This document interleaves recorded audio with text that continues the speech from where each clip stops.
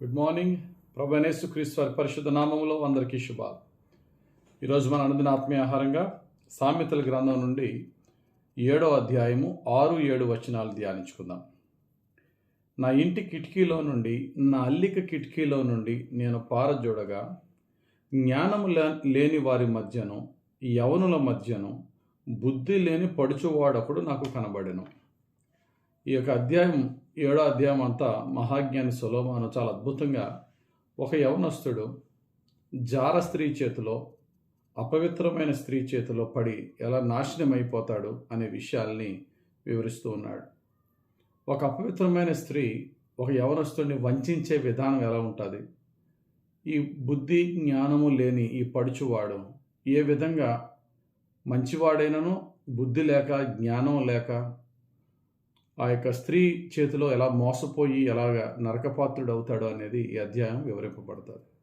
ఈ యవనస్తుడు చేసిన 2 తప్పుల్ని మనం తెలుసుకుని మన జీవితంలో ఆ తప్పులు చేయకుండా ఉంటే మనము అజ్ఞానముతోనూ మూర్ఖత్వంతోనూ పాపములోనూ నాశనానికి గురి కాకుండా ఉంటాం.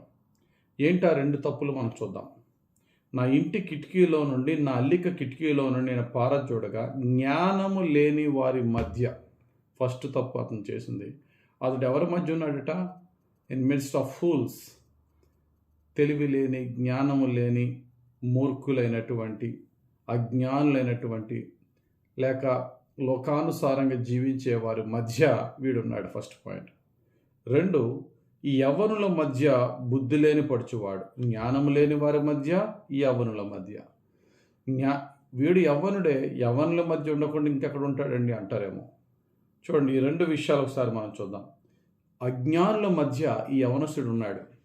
బహుశా వీడిలో ఎంతో కొంత తల్లిదండ్రుల దగ్గర నుండో లేక కుటుంబంలో నుండో కొంచెం బుద్ధి, కొంచెం జ్ఞానం వీడికి ఉండి ఉంటుంది. కానీ వీడు వెళ్ళి అజ్ఞానుల మధ్య,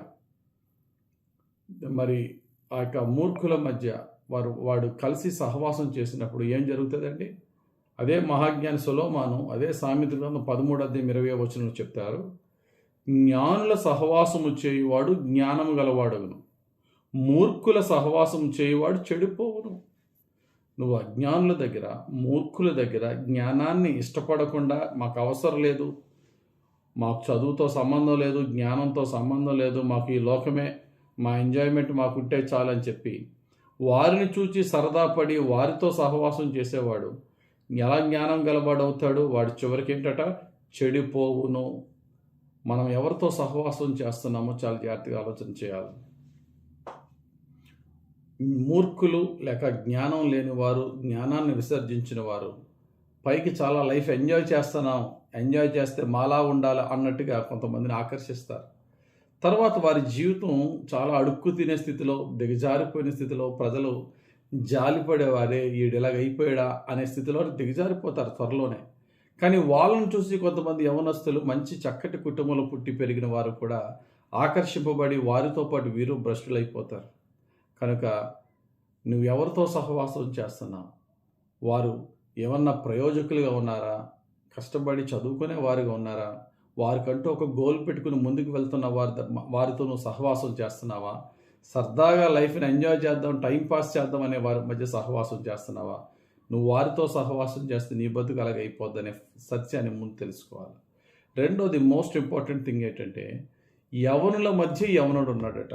నిజంగా ఎవడన్నా ప్రయోజకుడు అవ్వాలి అంటే యవన వయసులో తాను చేయవలసిన సహవాసం ఈ యవ్వనులతో కంటే ఇంకా వెల్ సీజన్డ్, జీవితాన్ని బాగా చదివి జీవితంలో బాగా సెటిల్ అయిపోయిన వారు. ఉదాహరణకి నువ్వు ఒక డిగ్రీ చదువుతున్న కుర్రోడు, ఇంటర్మీడియట్ చదువుతున్న కుర్రోడు, 10th చదువుతున్న కుర్రోడు అయితే ఆల్రెడీ నీకంటే ఒక 2, 3, 4, 5 సంవత్సరాల ముందు డిగ్రీ కంప్లీట్ అయ్యి లేక ఎడ్యుకేషన్ కంప్లీట్ అయ్యి కాంపిటేటివ్ ఎగ్జామ్లో వారు సక్సెస్ అయ్యి ఆల్రెడీ జాబ్ హోల్డ్ చేస్తున్నవారు, మంచిగా సెటిల్ అయిపోయిన వారు, లైఫ్లో చాలా దెబ్బలు తిని పైకి వచ్చిన వారు, వారితో ఫ్రెండ్షిప్ చేయడానికి ట్రై చేయాలి. వారు నీతో ఫ్రెండ్షిప్ చేయకపోవచ్చు, కానీ నువ్వు వాళ్ళతో అన్నా అంటూ తిరుగుతూ వారికి ఏదైనా చిన్న చిన్న సహాయం చేస్తూ ఉంటే వారు కూడా రారా తమ్ముడు అని చేర్చుకుంటారు. అలా చేర్చుకోవడం వల్ల నీవు లాభం కలుగుతుంది తప్ప నువ్వు కూడా ఏ విధమైనటువంటి జ్ఞానము లేని తోటి యవనస్తులతో ఉంటే లైఫ్ ఎంజాయ్ చేయడమే జరుగుతుంది, కానీ ఫ్యూచర్కి ఏమీ బేస్మెంట్ పడదు, పునాది పడదు. బైబిల్లో కొన్ని ఉదాహరణలు మీకు చెప్తాను. వారిని బట్టన్నా మన లైఫ్ స్టైల్ మార్చుకుంటే బాగుంటుంది. మరి ముఖ్యంగా యవనస్తులు. యేసుక్రీస్తు ప్రభు 12 సంవత్సరాల వయసులో 12 సంవత్సరాల యవనస్తులతో కలిసి ఆయన ఆడుకున్నట్టు ఎక్కడా లేదు. యేసుక్రీస్తు ప్రభు 12 సంవత్సరాల వయసులో ధర్మశాస్త్ర పండితులందరూ కలిసి చర్చించుకుంటే దేవాలయంలో వారి మధ్య ఉండి 3 రాత్రులు పగలు వారితో గడిపి ఈవెన్ తల్లిదండ్రులు కూడా మిస్ అయిపోయి వారు వెతుక్కుంటున్నారు. వారు వచ్చి చూసేటప్పటికి శాస్త్రుల మధ్య ధర్మశాస్త్రోపదేశకుల మధ్య క్వశ్చన్స్ అడుగుతూ వారి ద్వారా అనేక విషయాలు ధర్మశాస్త్రం నుంచి తెలుసుకుంటున్నారు. యేసు ప్రభు సహవాసం ఎవరితో ఉంది? భక్తుడైనటువంటి సమూయేలు చిన్న వయసులో వదిలేస్తే సమూయేలు తన ఫ్రెండ్స్తో ఆడుకున్నట్టు ఎక్కడా లేదు. సమూయేలు పాస్టర్ గారి పిల్లలైనటువంటి హొఫ్నీ ఫినెహాసులతో సహవాసం చేసినట్టు లేదు. డైరెక్ట్గా పాస్టర్ గారైన పెద్ద అయిన ఎలీ గారితోనే సహవాసం ఆయనకు ఉన్నది. గమనించిన ప్రియులారా, వీళ్ళ వయసు ఎంత, వీళ్ళు చేసిన సహవాసం ఎవరితోనూ? భక్తుడైనటువంటి యెహోషువ బయలుదేరినప్పుడు, ఐగుప్తు నుంచి బయలుదేరినప్పుడు యెహోషువ యవనస్తుడు, మోషే వృద్ధుడు. ఈ భక్తుడైన యెహోషువ తన యవనస్తులతో ఎంజాయ్ చేసినట్టు ఎక్కడ లేదు. మోషే గారికి రైట్ హ్యాండ్గా ఉంటూ ఉన్నాడు. వీళ్ళిద్దరికి ఇంచుమించు డబుల్ ద ఏజ్ డిఫరెన్స్. అంత వయసులో ఇప్పుడు కాలేబు యెహోషువలో ఒక వయసు అంటే భక్తుడైనటువంటి మోషేది అప్పటికే బయలుదేరినప్పుడు 80 సంవత్సరాలు. అయినా వీరు ఎవరితో సహవాసం చేశారు? యెహోషువ మోషేతో సహవాసం చేయటం ద్వారా మోషే లాంటి గొప్ప నాయకుడు యెహోషువ అవ్వగలిగాడు. అలాగే స్త్రీలు మనం తీసుకోండి, రూతు తీసుకోండి. యవనస్తురాలైన రూతు తన తోటి వయసులో ఉన్న ఓర్పాతో నేను నా యొక్క సిస్టర్ని నేను విడిచి ఉండలేను, లేక నా ఫ్రెండ్స్ని విడిచి ఉండలేను అనలేదు. వృద్ధురాలైనటువంటి నయోమిని నేను విడిచి ఉండలేను అన్నది. అందుకనే దేవుడు ఆమెను బహుగా దీవించాడు. వృద్ధులతో లేక వెల్ సీజన్ జీవితంలో బాగా జీవితాన్ని చదివిన వారు, లేక నీకంటే 4-5 సంవత్సరాల ముందు సెటిల్ అయిన వారితో నువ్వు సహవాసం చేయి. ఖచ్చితంగా నీ లైఫ్లో మంచి ఇన్పుట్స్ నీకు కలుగుతాయి. తిమోతి యవనస్తుడు, పాల్ అనే వృద్ధుడితో కలిశాడు. జాన్ మార్క్ యవనస్తుడు, బర్నబా అనే పెద్దవాడితో కలిసి సహవాసం చేశాడు. వాళ్ళకిలాగా వీళ్ళు గొప్పోళ్ళు అయ్యారు. బైబిల్లో కొంతమంది ఉన్నారు యవనస్తులతో సహవాసం చేస్తూ యవనస్తుల మాట వింటూ యవనస్తుల వాళ్ళు చెడిపోయిన వాళ్ళు. బెస్ట్ ఎగ్జాంపుల్ రాజైన రెహబాము తన తండ్రి అయినటువంటి సొలొమోను దగ్గర జ్ఞానం నేర్చుకున్న పెద్దల సహవాసం కాదు, పెద్దలు ఇచ్చిన ఆలోచన కాదని తనతో పాటు సరదాగా ఆడుకుంటున్న యవనస్తుల సహవాసం కలిగి వారి యొక్క సలహా తీసుకుని రాజ్యాన్ని 2 ముక్కలు చేశాడు. ఈరోజు ఈ మాటలు వింటున్న వారందరికీ నేను చెప్పేది ఒకటే, నీవెవరితో సహవాసం చేస్తున్నావు?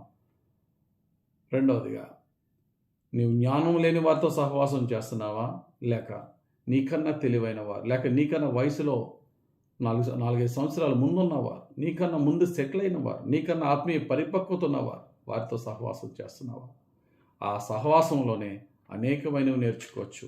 చదువే కాదు, బుద్ధి నేర్చుకోవచ్చు, ఆత్మీయత నేర్చుకోవచ్చు, సత్యము, వాక్యము, జ్ఞానం అన్నీ నేర్చుకోవచ్చు.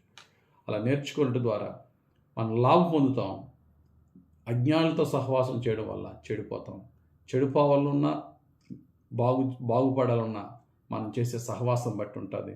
దానికి తగ్గట్టుగా లైఫ్లో సెటిల్ అయినా, ఈవెన్ వృద్ధ వయసులో కూడా మేమే బాగా వృద్ధులవ్వండి అంటే ఆ వృద్ధుల్లో కూడా నువ్వు ఎవరితో సహవాసం చేస్తున్నావు? నీ ఫ్రెండ్షిప్ ఎవరితో? ఆ వృద్ధ వయసులో దేవునికి దగ్గరగా ఉన్న వారితో సహవాసం చేస్తున్నావా, లోకానుసారమైన వారితో సహవాసం చేస్తున్నావా?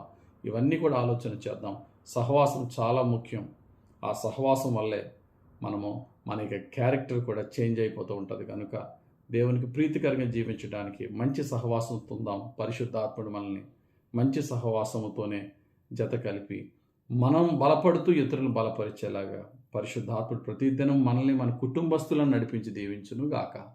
ఆమెన్. పరిశుద్ధుడా, ప్రేమ కలిగిన తండ్రి, ఈరోజు ఇచ్చిన వాక్యము మా అందరికీ రక్షణ వాక్యముగా, దీవెన వాక్యముగా ఫలింపజేసి మమ్మును మా కుటుంబస్తులను నీకు ప్రీతికరమైనటువంటి ప్రజలతోనే సహవాసము కలిగి మాటలు, ప్రవర్తన అన్నీ కూడా తండ్రి నీవు ఎవరిని మా కొరకు ఏర్పరిచి ఉన్నావో వారితోనే సహవాసం కలిగి ఉండటకు సహాయం చేయమని, మాకు నష్టము కలిగించే వారి నుండి మమ్మల్ని దూరపరిచి వారిని మాకు దూరపరచమని, అందరితోనూ ప్రేమ కలిగి ఉండే జీవితం దయచేయమని యేసుక్రీస్తు వారి పరిశుద్ధ నామములో ప్రార్థించి వేడుకొనుచున్నాం తండ్రి. ఆమెన్. తండ్రి యొక్కయు కుమారుని యొక్కయు పరిశుద్ధాత్మ దేవుని అభిషేకం హెచ్చుగా మనపై దిగి వచ్చి మనం సంరక్షించి నడిపించి దీవించును గాక. Amen. God bless you. Have a very blessed day.